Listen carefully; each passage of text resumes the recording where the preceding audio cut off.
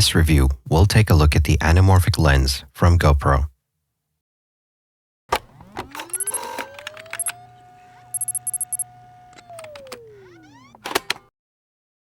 Now, full disclosure here, GoPro were kind enough to send this to me after I paid for it with my own money. The Anamorphic Lens mod arrived in no-nonsense packaging with a cleaning cloth, paperwork, and the lens itself inside a handy little case.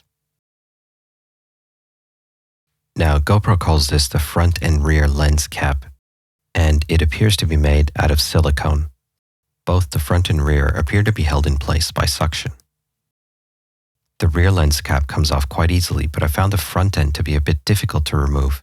More on that in a bit. Now, the lens itself does appear to be quite well built, and the outer casing appears to be protected by some sort of rubberized coating. Hopefully, it'll last a lifetime. The lens also has a bit of a coating on it, and we'll see how that affects the characteristics a bit later. The combined lens and cover weigh in at around 1/3 of the HERO13 and make the camera front-heavy when attached. This makes the camera prone to tipping forward if nudged.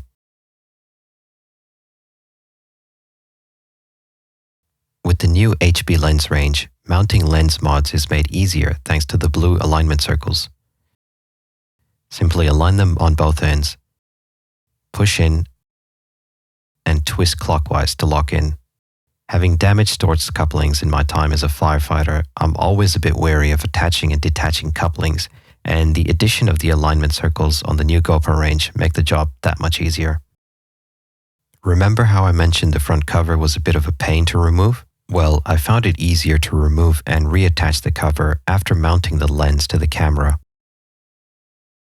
Now, on the subject of mounting lenses, the key question of compatibility comes up. So, is the new Anamorphic Lens mod compatible with older GoPro cameras? The answer is unfortunately no. I've tried it, and it simply doesn't work without hacking away at the lens mount or swapping the camera lens mount with the newer GoPro variant. I'm sure at some point, someone will develop a retrofit kit for the older GoPro cameras. Now, we've talked a lot about the look and feel of the lens, but what about its behavior? GoPro aren't the first to develop an anamorphic lens mod. You have a 1.2 anamorphic lens by Neewer and a 1.3 anamorphic lens by Skyread. The squeeze factor for the new GoPro anamorphic lens is likely somewhere around that 1.3 mark. If we look at using a 16:9 aspect ratio source as an example, then using a 1.2 anamorphic lens mod will result in a 2.13:1 aspect ratio after desqueezing. Similarly, using a 1.3 anamorphic lens will result in a 2.31:1 aspect ratio after desqueezing. Using the GoPro Anamorphic Lens will result in a 21:9 or a 2.33:1 aspect ratio after desqueezing. Interestingly, the new Anamorphic Mode performs desqueezing in camera, but shrinks the output to fit a 5.3K width. It would have been good to allow a larger output such as 6.9K, and hopefully GoPro can add this in a future firmware update. On the subject of Anamorphic Mode, GoPro have added a few different digital lens options. Linear, which is a fisheye corrected view, ultra-linear, which is a fisheye corrected view with a 125-degree field of view, as well as wide and ultra-wide. Each of these behave differently from one another. Out of these options, I personally prefer the look of the wide and linear views. Another thing we haven't touched on is the color characteristics of the lens. If we use the stock lens as our baseline, we can see that the Anamorphic Lens has a slightly warmer tone to it. Comparatively, the newer Anamorphic Lens has an even warmer tone. Now, with all that rambling out of the way, let's have a look at the test footage.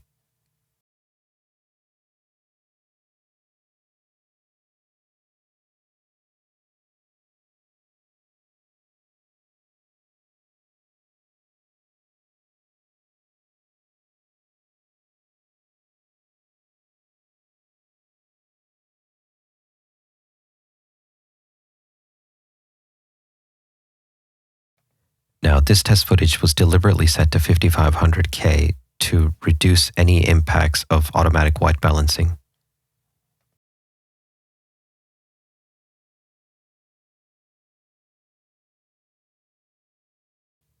You can clearly see that the GoPro Anamorphic lens has a slightly warmer tone compared to the stock lens.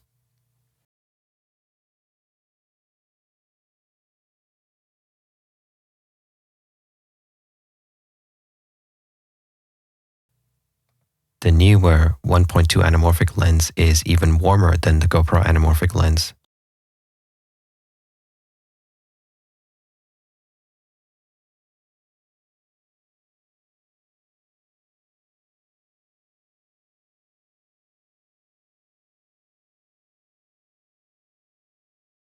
The GoPro Anamorphic lens is able to handle the contrast quite well. It also gives off a nice neutral anamorphic flare. For completeness, the workflow used to edit these clips involved importing into DaVinci Resolve, using the GP-Tune plugin or transform for color correction, and then performing a manual aspect ratio correction to desqueeze the footage.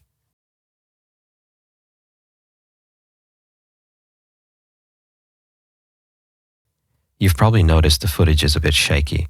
That's because HyperSmooth had to be disabled for these particular clips. In standard mode, HyperSmooth doesn't work too well with anamorphic lenses. The newer anamorphic lens appears to have a lot more character, and it doesn't seem to handle the direct glaring sunlight as well, with a lot less contrast compared to the GoPro lens. It also gives off a blue anamorphic lens flare, which I personally find a bit tacky compared to the neutral look of the GoPro.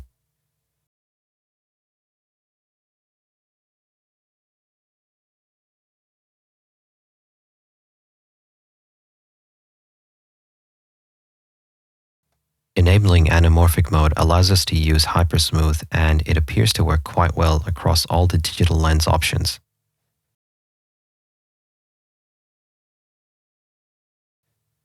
Having seamless software integration with the anamorphic lens hardware and including support for stabilization really is a game changer.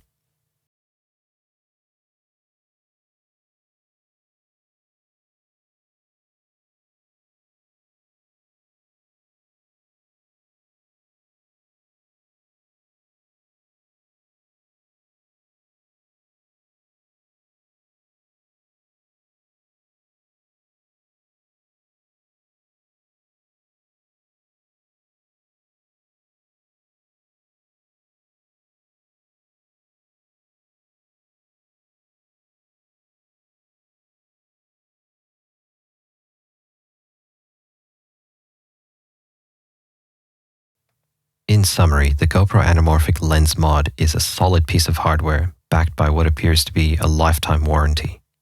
It handles contrast really well and has a slightly warm, neutral look.